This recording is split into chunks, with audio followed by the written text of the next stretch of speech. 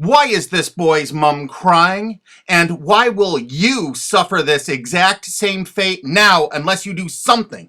This is Mike Mozart of Jeepers Media on YouTube, and this is my second video about SOPA and Protect IP, or PIPA, the two laws that they're trying to pass right now that are going to affect you, not only in America, but in the UK. And this video goes out to all my fans in the UK, because the United States government is extraditing one of your college students named Richard O'Dwyer. That's right, because he actually had a website that linked to copyright infringing material. I'm not kidding. He just linked to copyright infringing material. He didn't host any on his website. If you've ever used torrents in the UK and you've shared files online, you can kiss your mum goodbye, because the United States government's got a nice cold jail cell waiting for you. That's right, because they're going to extradite you, fly you to the United States, and they're going to imprison you for years. They're going to start doing this to hundreds, thousands of people in the UK. We got prisons we're building here to hold you all. Do you know the United States imprisons a greater proportion of its population than any other country on earth? Do you know that the country that imprisons the next greatest proportion is Russia? You know how tough Russia is. We actually imprison 20% more of our population than Russia. We are #1 in the world at imprisoning our population. And we want to start imprisoning the UK population. We gotta grow those numbers. Look how our numbers have grown in the last few years. Why would our numbers jump so exponentially? Why would our numbers jump so?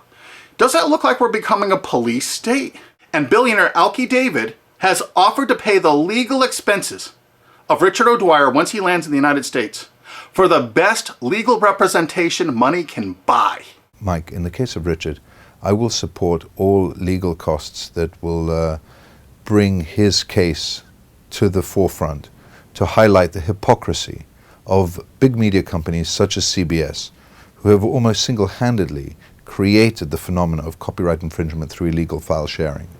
Illegal file sharing is abhorrent. It is not acceptable to steal copyrighted material.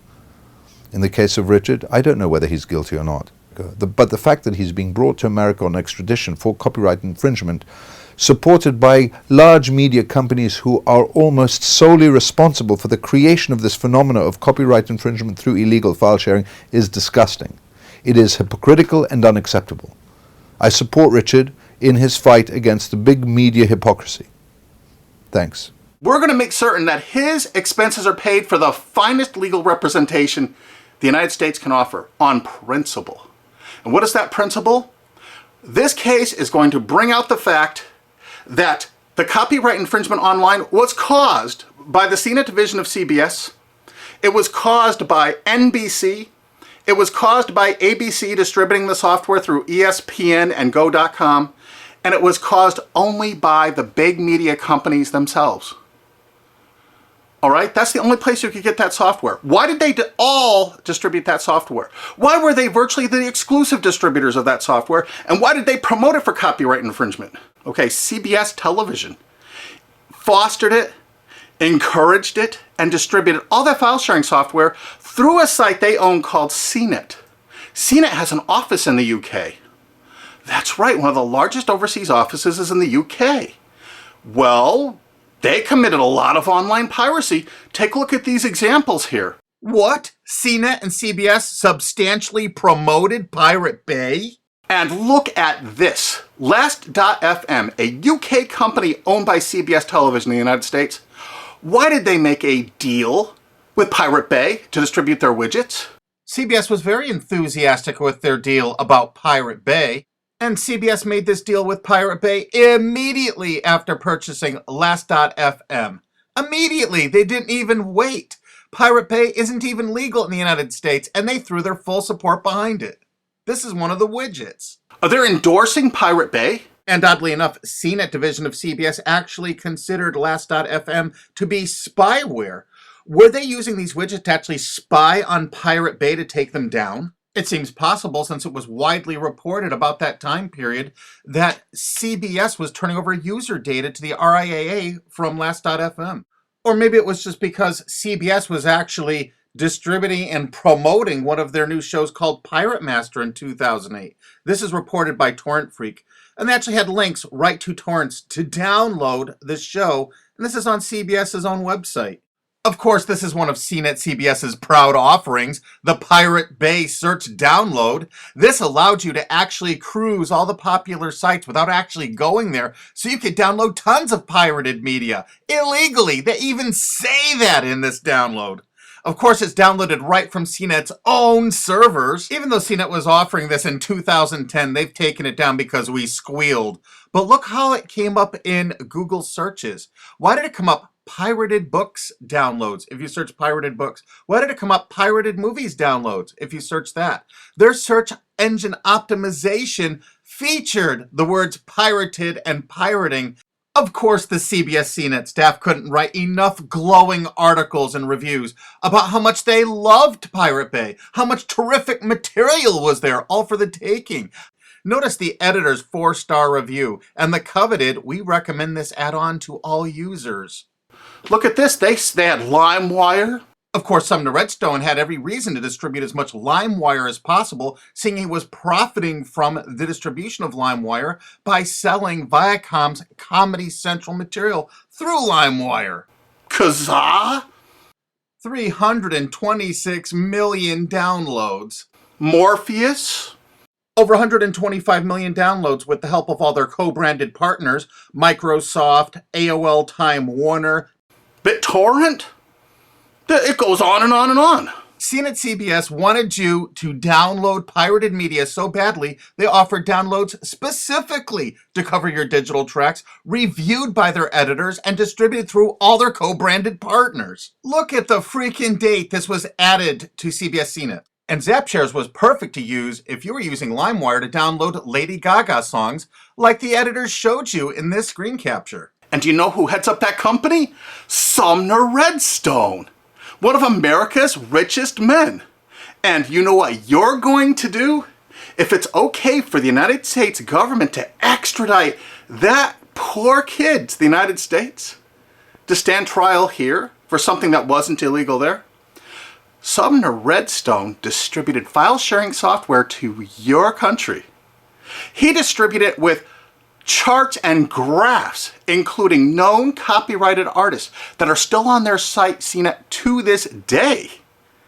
And they distributed over 50 million downloads of LimeWire just since Sumner Redstone bought CNET.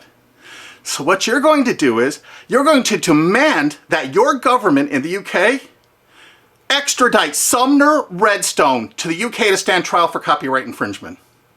That's right. You are going to demand it. You are going to write every single person in the UK.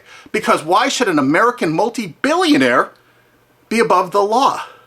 Hey, they can extradite one of your mates, some chap from England, over to the United States to sit in a prison for 5 or 10 years. Let's go after who really caused the copyright infringement. Let's go after the big media companies that actually distributed this software. I bet you didn't know who invested tens of millions of dollars in BitTorrent. SL partners, Paul G. Allen, Bill Gates, Microsoft. How come they're not in prison? They should be.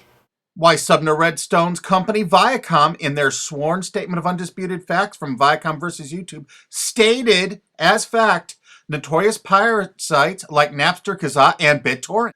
Hey, I thought it was a piracy site. How come in 2008 all of these big media companies in the United States had content distribution deals with BitTorrent? You had a sworn statement in court they were a piracy site, Sumner Redstone. Why is your Paramount Pictures and MTV networks there?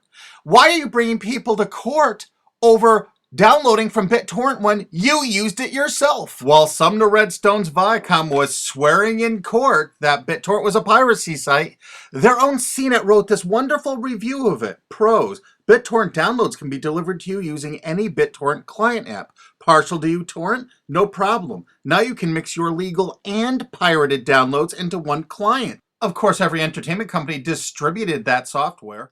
Yeah, BitTorrent actually tried to go legitimate for a while. This is an article from CNET UK. Legit BitTorrent faces uphill struggle. Of course it did. Does this signal the death knell of all that is illegal in the world of file sharing? CNET admitted that BitTorrent was all that was illegal in the world of file sharing. Is it for anyone's benefit for BitTorrent to go down the same route as Napster or Kazaa? Well, CNET's been distributing this software before this article for 7 years. We think it's fairly obvious that most of BitTorrent's existing 135 million users will flee in droves free and illegal is always better than paid. Of course, their paid downloads failed. Remember, you have to look at the dates on this software from CNET CBS. This is November 5th, 2010. Mega upload super search. So you don't even have to use a search board. It actually scans through mega uploads. CNET staff reviewed it and recommended it. Of course, CNET CBS loved rapid share. Look at this, day added August 19th, 2008 when CBS owned it. The editors reviewed it and loved it. This particular little item lets you search rapid share with a special bot so you would never have to use an external site, downloaded right from their own servers. The CNET division of CBS offered dozens and dozens of BitTorrent toolbars, allowing you to search the different sites such as Pirate Bay, Torrent Spy, ISOHunt, without leaving the comfort of your own desktop or having to look at their advertising. They actually let you search it without going there. Here's another one of those torrent searchers CBS CNET offered. The pictures showed all the results for Lost, the TV show. JP-Torrent is the first multi-search torrent program. It lets you search over 100 torrent pages with one click. And feast your eyes on the picture the CNET editors provided for you so you can see how effective it is. They showed you a picture of the Lost TV show. They checked over 300 different torrents. These are the top 15. Mininova, Pirate Bay, ISOHunt, Torrent Spy. I think you get the idea that the whole point of downloading these was to find copyrighted TV shows. Huh, CBS? CNET CBS offered over 100 different torrent search tools. This one is Torrent Episode Downloader from 2009. Search and download torrents of new TV shows and episodes from the internet.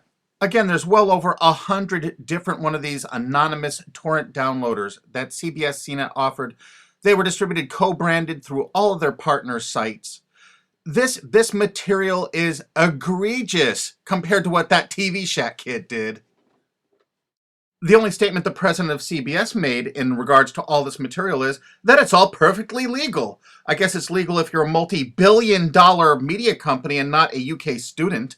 And the CBS editors' reviews frequently featured copyrighted media. We have over 5,000 screen captures like this. So BitTorrent is really funded mostly by big US corporations. So it's the big US corporations that caused the piracy, and now they're going to go after you and your mates forever. You demand Sumner Redstone be brought to justice in the UK. Here's some of the evidence. There's a lot more evidence on onecandleinthedark.blogspot.com. They distributed the software itself with instructional charts and guidance.